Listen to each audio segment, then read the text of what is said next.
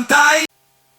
Acara Ngobras kita ini disponsori oleh Pinet Victory Network Indonesia, asli loh internetnya, murah tapi nggak murahan, yang kini sudah hadir di kota Sukabumi. Dan program Ngobras ini juga kita disupport langsung oleh Batik Lokatmala, batiknya kota Kabupaten Sukabumi yang bahannya cukup lembut dan adem sekali. Nih, Batik Lokatmala, batik yang keren pisan euy. Assalamualaikum warahmatullahi wabarakatuh, Sampurasun.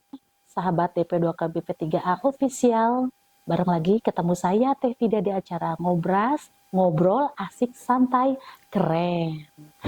Baik, ketemu lagi bareng saya. Kali ini kita kedatangan tamu khusus spesial sekali di season ini.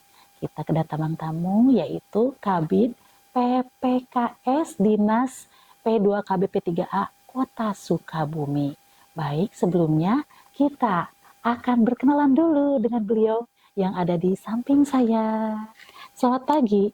Selamat pagi Teh Vida. Bu Dokter. Selamat pagi. Bu Dokter Wiwi Yulaviani. Edi ya. Panjang ya? Panjang Susah banget. namanya. Belum gelarnya juga. Kita sebutin. Tapi kata Bu Dokter nggak usah disebutin. Kepanjangan. Tapi kita juga ini ada kita akan membahas bidang dari Bu Dokter nih, Bu Dokter. Mangga. Bidang PPKS harus dijelasin sahabat Ngobras biar tahu nih bidang PPKS itu apa sih? Aduh, tupoksinya gitu, Bu Dokter. Siap, Bu Dokter? Siap, mangga. Nah, Bu Dokter, kenalan dulu sama sahabat Ngobras nih, Bu Dokter. Siap, mangga Teh Vida. Assalamualaikum warahmatullahi wabarakatuh. Sahabat Ngobras. Ngobras keren. Ya, perkenalkan nama saya Wiwi Edi Yulaviani. Saat ini saya bertugas sebagai Kepala Bidang PPKS. Ada singkatannya Teh Vida. PPKS itu Pengendalian Penduduk dan Keluarga Sejahtera. Nah, karena panjang nama bidangnya ya. Panjang. Nah, ini sebenarnya ada 2 program di dalam bidang PPKS ini. Yang pertama itu adalah program pengendalian penduduk, dan yang kedua adalah program keluarga sejahtera. Nah, untuk pengendalian penduduk sendiri, mungkin sahabat Ngobras nih suka ketuker-tuker nih di luaran. Iya. Apa sih bedanya pengendalian penduduk dengan ada yang di dinas sebelah nih, terkait pencatatan Iya, gitu betul. Nah, sehingga kadang-kadang yang nanyain KTP, nanyain administrasi kependudukan ke kita gitu, ke dinas kita. Nah itu kita berbeda ya. Jadi kalau yang kita sebut sebagai pengendalian penduduk, ini lebih ke arah bagaimana kita merencanakan pengendalian penduduk atau penyebaran penduduk nantinya di kota kita. Misalnya nanti kita akan melihat bagaimana laju pertumbuhan penduduk, itu salah satunya nanti bisa disupport dari dinas kita. Itu yang terkait dengan pengendalian penduduk. Nah, di dalam pengendalian penduduk, salah satu kegiatan yang sering nih, yang lagi muncul banyak, selalu kita kerjakan dari tahun 2021 adalah pendataan keluarga. Mungkin sahabat DP2KB P3A Ngobras official, Ngobras keren ini sebenarnya sudah kita lakukan sejak tahun 2021. Kita kenal PK 21. Nah, kemudian dilanjut ada pemutakhiran PK 22, PK 23, dan insya Allah sebentar lagi kita akan launching pemutakhiran PK 24. Nah, data-data yang kita buat atau yang kita data oleh para kader pendata di lapangan ini digunakan untuk perencanaan kota kita. Sehingga nanti ke depannya kota kita bisa lebih baik lagi dalam perencanaannya. Nah, satu lagi program berikutnya adalah program keluarga sejahtera. Nanti di sini kita ngomongin banyak nih. Kalau ngobrol keluarga sejahtera berarti warga Sukabumi ini harus sejahtera. Nah, keluarga sejahtera ini tidak akan lepas sebenarnya dari ketahanan keluarga. Nah, di sini nanti kita akan berkenalan dengan yang kita sebut sebagai kelompok kegiatan atau di lapangan dikenal sebagai Poktan. Poktan di Kampung KB. Nah, Poktan-Poktan ini nanti kita kenal ada 6 sebenarnya. Mulai dari Bina-Bina. Bina-Bina dikenalnya jadi Tribina ya, karena ada 3. Nah, ada Tribina. Nanti ada Bina Keluarga Balita, Bina Keluarga Remaja, dan Bina Keluarga Lansia. Ditambah nanti dengan UPPKA. Upaya peningkatan pendapatan keluarga akseptor. Jadi kalau dulu mungkin kenalnya UPPKS, Keluarga Sejahtera. Nah kalau yang sekarang sudah boomingnya itu. ya betul, kita akan fokusnya kalau sekarang di akseptor. Jadi tidak melepaskan dari ranahnya BKKBN ya terkait dengan keluarga berencana. Kemudian nanti ada lagi kita sebut yang terkait dengan remaja, kita punya sebenarnya PIKR, Pusat Informasi Konseling Remaja. Dan satu lagi yang terakhir yang sekarang memang tadi terkait dengan pengendalian penduduk juga, kita punya Rumah Data Kependudukan. Ya, alhamdulillah untuk di Kota Sukabumi semua poktan-poktan itu sudah berjalan dan mudah-mudahan bisa meningkatkan kesejahteraan untuk warga Kota Sukabumi. Bu dokter, kita akan lanjut lagi membahas seputar dari bidang PPKS ya. Oke, dokter. Masih sanggup kok menerima pertanyaan. Harus dok, karena kita memberikan edukasi ke masyarakat. Betul. Masyarakat itu biar pintar, biar tahu itu ya, biar cerdas nih. Apa sih yang dimaksud dengan PPK itu, dokter? Nah, kalau menurut Teh Vida, PPK singkatan dari apa ya Teh Vida ya? Masih seputar kaitannya dengan kependudukan gitu mungkin ya? Bukan. Jadi ini kita sudah beda lagi nih ya. Nah, kalau TPK ini kita singkatan dari Tim Pendamping Keluarga. Ini sebenarnya merupakan amanat dari Perpres nomor 72 tahun 2021 tentang percepatan penurunan stunting. Jadi turunan dari Perpres tersebut di dalamnya dinyatakan bahwa dalam upaya penurunan stunting ini kita akan membentuk TPK, Tim Pendamping Keluarga. Nah, TPK ini sebenarnya terdiri dari tim 3 orang. Terdiri dari yang pertama adalah tenaga kesehatan, yang kedua adalah kader PKK, tim penggerak PKK ya, kemudian yang satu lagi adalah kader KB. Jadi lengkap nih sebenarnya untuk tim pendamping keluarga ini. Nah, untuk Kota Sukabumi sendiri kita memiliki 266 tim. Jadi kalau di total kali 3 nih ya, jadi ada sekitar 798 orang tim pendamping keluarga. Nah ini tim ini bekerja di lapangan untuk mendampingi keluarga risiko stunting. Kita punya 4 dalam KRS ini, dalam keluarga risiko stunting itu 4 sasaran. Yang pertama adalah ibu hamil, kemudian ibu bersalin, ibu pasca melahirkan, kemudian baduta, anak di bawah 2 tahun, kemudian satu lagi adalah calon pengantin. Jadi 4 sasaran ini akan didampingi oleh tim TPK tadi, oleh tim pendamping keluarga, supaya memang dalam perjalanannya tidak akan menimbulkan kasus stunting yang baru. Jadi karena target kita kan New Zero Stunting ya. Jadi tidak ada terjadi hal seperti itu lagi. Nah, tim pendamping keluarga ini mendampingi, kalau kita sebut ada, mungkin pernah dengar Teh Vida, 1000 HPK.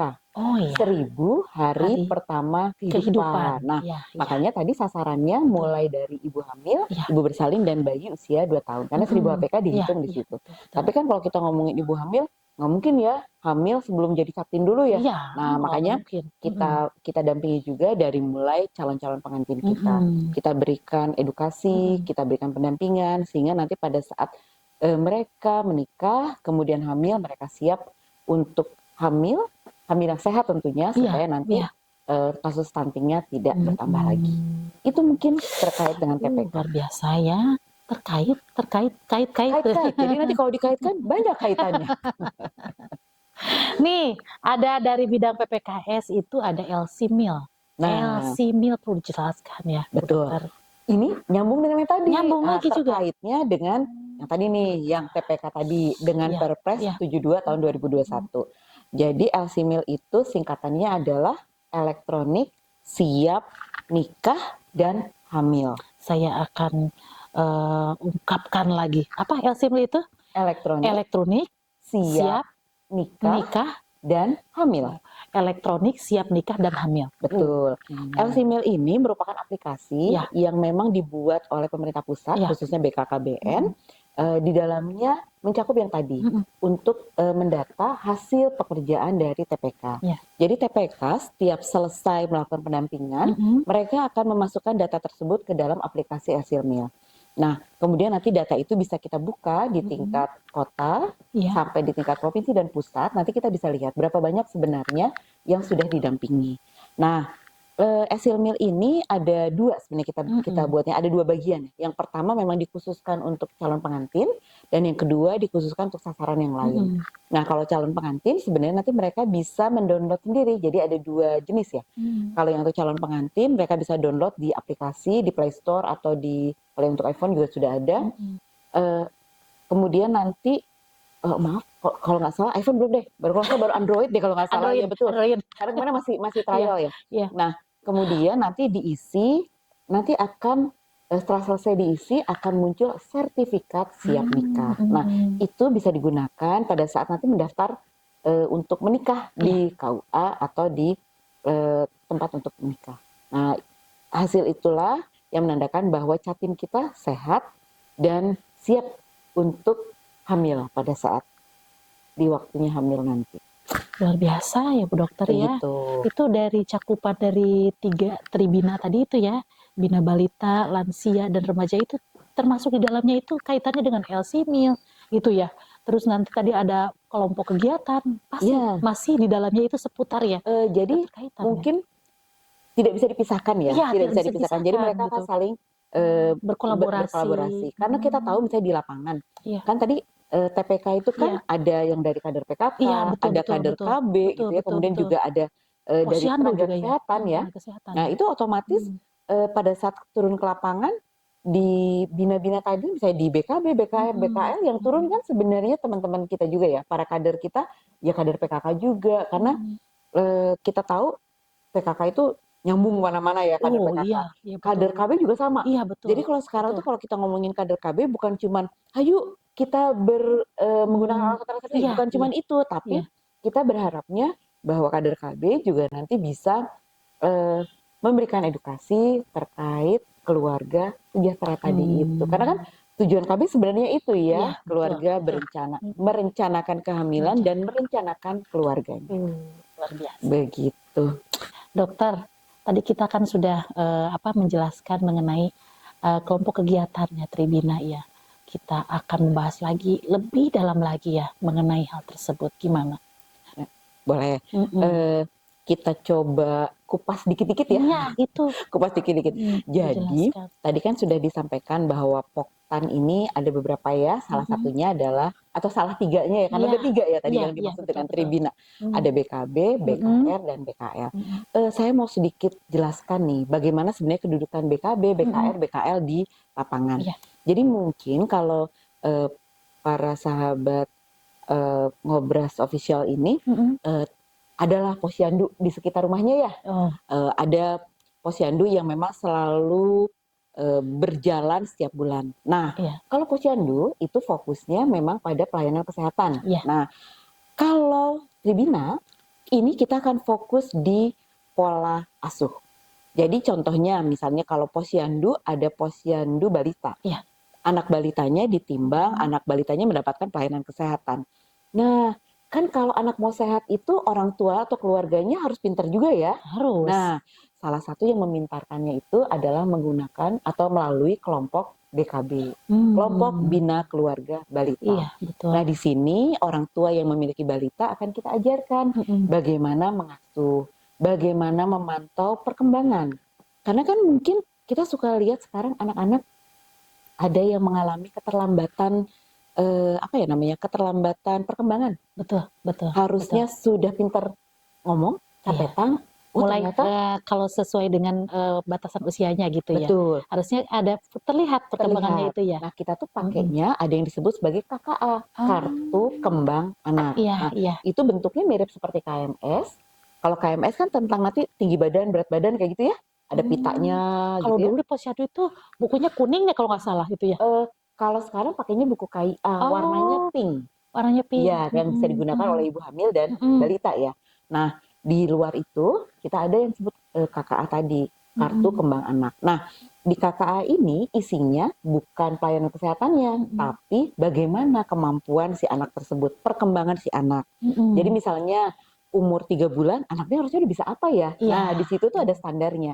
Kalau misalnya nanti ternyata anak kita belum bisa melakukan kegiatan tersebut, misalnya anak umur 3 bulan tuh sudah harusnya bisa miring-miring. Nah, itu betul. Ternyata anak umur 3 bulan yang sedang kita lihat ini yang datang ke posyandu belum bisa. Iya. Nah, nanti ada PR yang diberikan kepada orang tuanya, pada keluarganya, gimana sih caranya supaya nanti anak itu di rumah dilatih supaya miring. Nah, itu yang sebenarnya kita masukkan ke dalam BKB tadi. Atau misalnya nanti nyambung juga dengan pemberian makan pada anak. Kita ajarkan orang tua asupan itu gizinya ya. Asupan gizinya. Jadi nanti pola asuh itu bisa pola asuh secara motoriknya, motorik si anak, bisa secara nutrisinya, bisa seperti itu. Kemudian itu baru BKB nih, masih ada lagi. Misalnya kita sebut BKR. Sekarang kan kalau posyandu kita di lapangan hampir seluruhnya memiliki posyandu remaja, Teh. Oh iya, betul. Ya, ada yang kita sebut sebagai posyandu remaja. Nah, sama seperti tadi. Jadi kalau posyandu remaja, dia lebih ke arah pelayanan kesehatannya untuk anak remaja. Jadi diukur tinggi badan, berat badan, lilanya, HB-nya, dan sebagainya. Nah, selain itu, kita juga ingin memintarkan keluarganya. Jadi keluarga-keluarga yang punya anak remaja ini, jangan kalah sama anak remajanya. Masa anak remajanya udah pada pintar pakai handphone dan bisa susumputan gitu ya, nge-game dan sebagainya. Minimal orang tuanya juga tahu, mengerti bagaimana sebenarnya permasalahan-permasalahan di remaja tersebut. Nah, kita binanya melalui bina keluarga remaja. Orang tuanya berarti orang tua dan keluarganya tersebut ya. Betul. Jadi nanti kita kumpulkan, ada pembelajarannya, sisi pembelajarannya seperti itu. Itu kita sebut sebagai BKR. Nah, nyambung sedikit nih sebenarnya dengan BKR. Tadi kan waktu di awal saya singgung tentang PIKR. Nah, itu. BKR dan PIKR itu BKR dan PIKR ada keterkaitannya gimana ada, gitu? Ternyata. Jadi kalau PIKR ini lebih ke arah pusat informasi dan konsultasi atau konseling untuk remaja. Oh iya. Nah, jadi sebenarnya nyambung juga nih dengan Posrem, dengan BKR. Tapi sasarannya memang remaja. Nah, kalau PIKR ini sebenarnya ada dua nih. Ada yang memang masuk di masyarakat, ada yang kedua adalah masuk di sekolah, sekolah atau mahasiswa itu juga bisa. Jadi basisnya bisa dua hal tersebut. Kemudian yang terakhir nih tadi BKL ya. Iya, BKL itu keluarga lansia. Nyambung juga nih di posyandu kita. Dari sejak lahir sampai dengan lansia. Betul di bidang PPKS. Kalau di lansia itu ada posyandu lansia atau posbindu. Iya, betul sudah ada. Saya sudah suka lihat gitu. Suka lihat ya. Tapi belum lansia kan, Teh Vida? Belum, alhamdulillah saya masih produktif. Nah, sekarang kalau di lansia sama keluarganya pun perlu kita bina. Karena kan kadang-kadang lansia itu ada yang belikan. Betul ya? Kembali ke anak-anak gitu. Atau mungkin ada lansia yang sedang mengalami atau menderita penyakit yang kronis. Macam-macam ya. Kita akan bina keluarganya, bagaimana cara mereka menghadapi lansia-lansia tersebut. Bagaimana keluarga tersebut bisa mengasuh lansia tersebut, bisa memberikan penanganan pada lansia tersebut terkait penyakit-penyakit kronisnya. Jadi lengkap nih sebenarnya ya tadi banget. Untuk dari mulai balitanya, kemudian saya lupa tadi di BKB itu sebenarnya sasaran kita bertambah. Karena tadi kita bicaranya 1000 hari pertama kehidupan. Nah, jadi sebelum jadi balita kita juga biasanya akan sasar juga ibu hamil di wilayah tersebut. Jadi kita sudah berikan penyuluhan, kita berikan edukasi, kita berikan pembelajaran terkait hal tersebut. Gitu Teh Vida. Kaya sekali ya mengenai informasi di bidang PPKS. Betul. Saya sedikit pernah berbincang-bincang dengan pos KB mereka yang berada di tengah-tengah masyarakat. Ternyata mereka itu fungsinya betul-betul sekali ya. Ada laporan dari warga gitu ya mengenai penggunaan alat kontrasepsi. Wah, betul, kaya sekali. Jadi kalau mau dipisah-pisah bisa. Tapi ternyata kalau mau dikaitkan banyak kaitannya sehingga memang di lapangan untuk program kita ini, program keluarga berencana, kemudian program PPKS ini, itu sebenarnya akan saling berkaitan. Sangat sekali, betul. Dokter pakai batik Lokat Malaya. Bagus ya? Bagus banget, kelihatannya adem. Adem ya? Adem. Ini lihat saya juga ini menggunakan kaosnya yang cukup dingin. Adem banget dari Lokat Mala. Coba dong Teh lihat motifnya Teh. Motifnya apa itu dong? Ini motifnya waktu kemarin nih Teh, waktu hari ulang tahun kota nih. Oh, pentas pakai ini ya? Tampil pakai ini. Ini motif apa dok? Kalau nggak salah namanya regreg. Regreg ya? Regreg. Atau saya tuh jadi rada bingung ya ngomongnya. Kurang lekoh gitu ya. Kurang greget bahasa Sundanya. Bahasa Sundanya. Luar biasa. Iya, ini tuh dari Lokat Mala. Bagus ya? Bagus banget. Dipakainya adem teh. Oh, Benar. yang pasti tiap hari Kamis kalau ASN pakai ini ya. Iya, betul sekali. Dokter, Iya, sebelum kita closing, kita akan mengupas lagi Bu Dokter nih. Masih ada yang ketinggalan ya? Ada yang ketinggalan. Mumpung Bu Dokter hadir sekarang di Obras, kita kupas tuntas itu bidang PPKS ya. Apa itu? Apa genre nih, genre? Genre musik? Genre apa nih? Genre. Oh, genre. Nah, saya juga kalau ngomongin genre itu, ini genre musik ini, genrenya apa nih? Itu. Ya, boleh. Jadi memang ada kaitannya lagi Iya, nih, iya, gitu ya, betul. kaitan lagi dengan remaja. Ya. Jadi kita itu memiliki kelompok, ada forum, ada kelompok yang kita sebut sebagai generasi berencana. Ya. Jadi kalau tadi kan kalau kita ngomongin alat kontrasepsi, misalnya gitu ya, atau kita ngomongin berkeluarga, itu biasanya konotasinya itu pasti yang udah sepuh-sepuh nih ya. Nah, itu. Yang sudah menikah gitu ya. Nah, tapi kita juga harus memulai pengetahuan, memberikan edukasi kepada generasi muda kita. Nah, ini yang kita sebut sebagai generasi berencana. Jadi kita berharap generasi-generasi muda kita menjadi generasi yang berencana, yang memiliki pengetahuan, memiliki pemahaman bagaimana ke depannya untuk membangun keluarga yang baik. Berkualitas, keluarga yang berkualitas, keluarga yang memiliki visi misi ke depan, yang bukan cuma menikah hanya untuk menikah saja, tapi mereka sudah akan merencanakan bagaimana nih keluarga saya ke depannya. Betul, dan memiliki ketahanan tentunya itu ya, ketahanan keluarga yang kuat gitu ya. Nah, di sini kalau generasi berencana kan namanya ya. Nah, kita punya forumnya. Ada namanya forum genre, forum generasi berencana. Nah, forum genre ini isinya dia tidak langsung di bawah dinas kita, tapi dia merupakan forum yang memang independen. Dibentuk memang masih ya kita membina lah ya, membina tentang forum genre ini.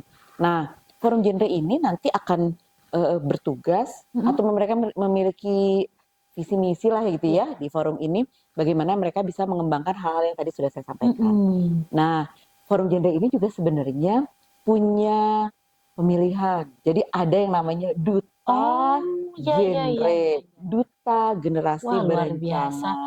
Tidak aja Miss Indonesia aja ya. Iya, betul. Nah, kita berharap dari duta-duta ini nanti bisa memberikan contoh bagaimana mereka merencanakan suatu kehidupan ke depannya.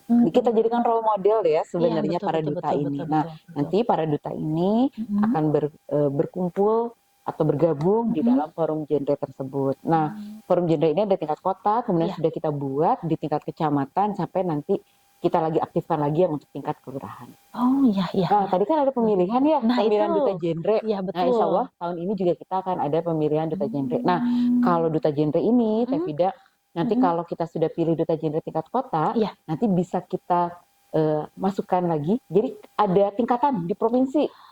Dokter, itu untuk apa namanya duta genre ini dari umur berapa? Tingkatannya dari SMA atau dari perguruan tinggi nih?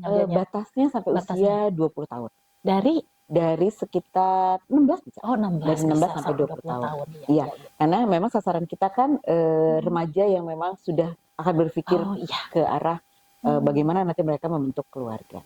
Nah, nanti dari tingkat kota, tingkat provinsi, bisa sampai ke tingkat nasional. Biasa ya. Yang tahun kemarin Teh ada perwakilan Kota Sukabumi nih yang kita kirim ke provinsi ya. Jadi juara putri favorit. Wow, tepuk tangan dulu.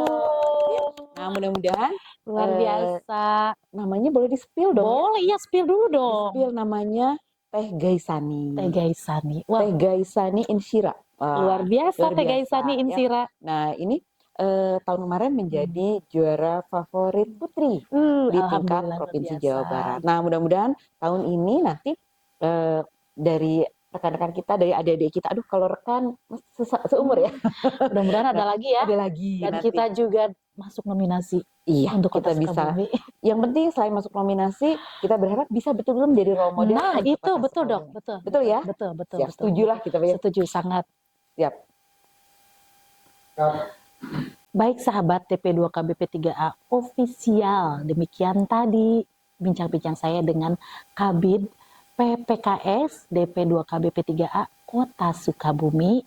Semoga apa yang dipaparkan tadi, yang dijelaskan cukup memahami untuk sahabat Ngobras dan masyarakat seluruh Kota Sukabumi dan sekitarnya. Jangan lupa like, comment, subscribe, dan share di DP2KBP3A official Ngobras keren.